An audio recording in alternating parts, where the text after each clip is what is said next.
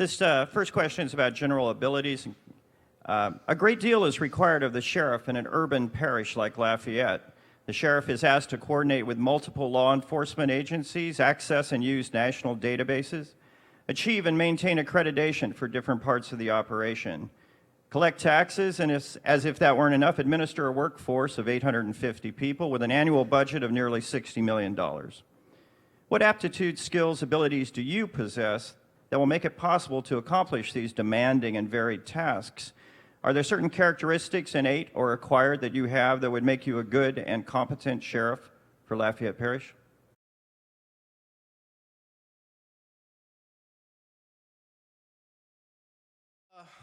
Let's start from the beginning. My entire career has been spent here in Lafayette Parish. It's been spent here with the Lafayette Parish Sheriff's Office. I started in the jail, worked my way up contract services. From contract services, I went on to patrol, then CID, where I spent 10 years in Metro Narcotics. And then from there, I went into administration, where I handle risk management as a litigation specialist, insurance issues, and pending and ongoing litigation. At this particular point in my career, I went back to school and got my undergraduate degree in criminal justice from UL. From there, I was asked what was I going to do. I went to law school. I worked full-time and went to law school at Southern University Law Center, where I got my law degree attending night school.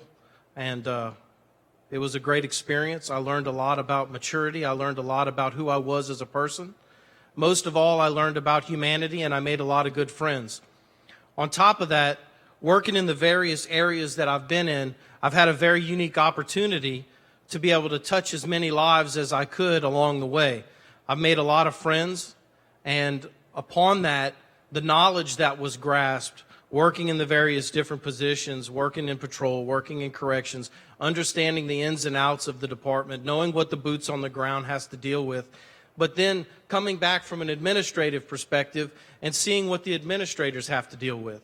One of the biggest things that I've told people is that living in the world of enforcement, you were subjected to being in a bubble, if you will.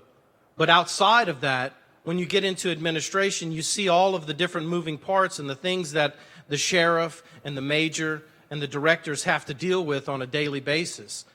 And there is a lot of spokes. There is a lot of moving parts.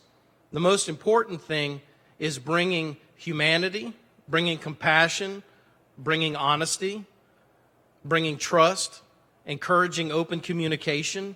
That's one of the biggest keys.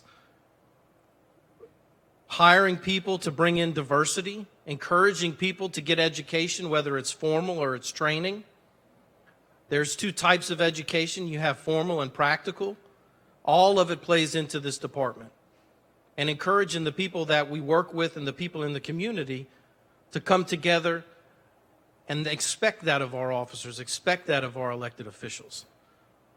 So that's what I want to bring to y'all. I want to bridge gaps.